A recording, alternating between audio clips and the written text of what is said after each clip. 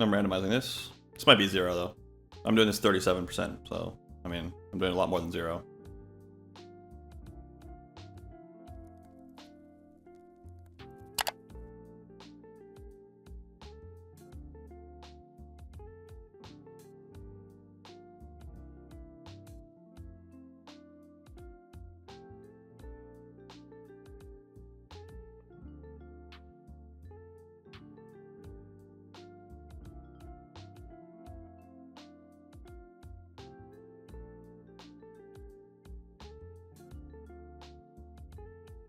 Oh shit. That's not good. I didn't think this guy was gonna be in the tank.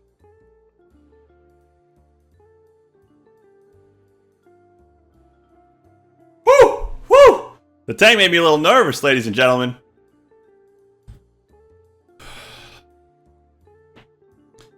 So I think that the button here has a 0% check on the nuts. So the button might have ace jack specifically, but I don't really think the button's checking back ace jack either. The button could have ace 8. Button could have ace 3 suited. So we're looking at like ace 8 suited, ace 3 suited, so 5 combos. If they don't squeeze at all pre-flop. Big blind's probably in a similar situation. I think ace jack's gonna squeeze. Actually, big blind's in a worse situation. I think ace jack's gonna squeeze a lot. Like ace jack suited's gonna on the turn. I mean, not pre. I think ace jack suited's gonna squeeze the turn. I think sets will squeeze the turn. I think ace 8 is going to squeeze the turn. I think ace 3's maybe going to call. So ace 3 might call. And we're still looking at like 87% folds, 13%. Yeah, like they can't 90% fold each, which means they each have to defend more than 10% of their range on this situation. Like if we distribute the math evenly.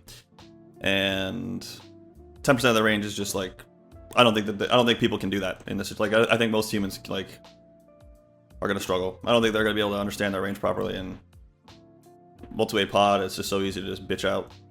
So I check twice here. I mean, I have the suits for it. I have aces. I wouldn't check twice here much, like too much with some of the other overpairs, but I think this is a decent one for checking twice with.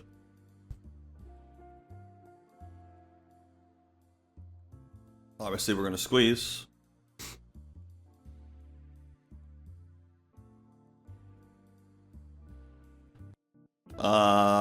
These ranges are actually both pretty strong here. I think I'm gonna have a relatively high frequency check, but I rolled a 96, so don't think there's much room for large betting.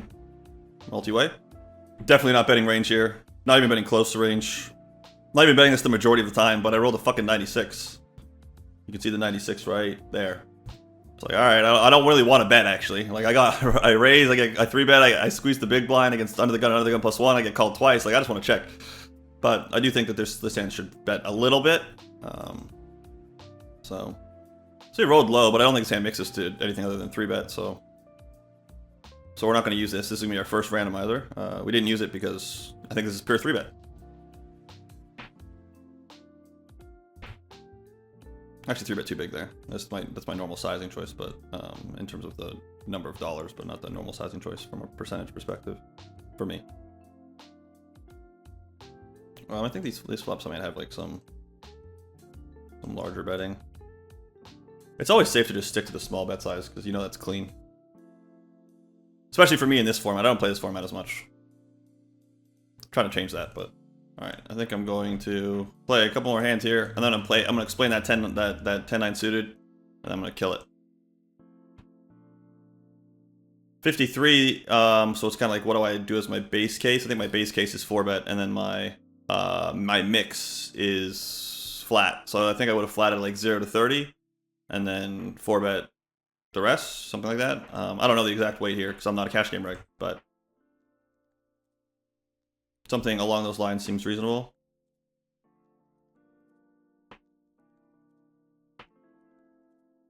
All right, guys, what do you think? Let me run it. Clubs, 9 outs. We're a big favorite. 65% right there. Here we go. Let's hold. Take a 4. Take a 4. That's not a 4. Sad face. Oh well, we tried to make money. Didn't happen. Alright guys, I'm going to give you a super quick explanation of what these charts are. So we can pick one of a huge number of situations. We've got spin and goes, we've got ICM final tables that you can choose from, but we're just gonna pick a generic spot, 50 big blinds, 8 max. What do I do if I'm under the gun? You do this. This is the under the gun raise first in strategy. If it folds to you in middle position, what do? You do this. If it folds to you in the low jack, you do this. If the small blind limps, okay, limp first in. If the small blind limps, this is what you do in the big blind. This is your big blind strategy at 50 big blinds.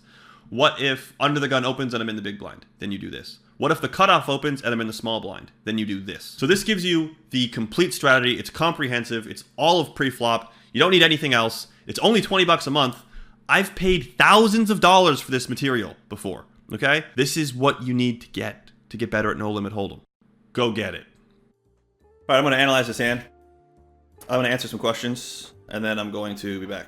Let's do this. Let's run through this one again. We open, we get flatted 3 times. This shit never happens in cash games. This is like, you know, means the games are good.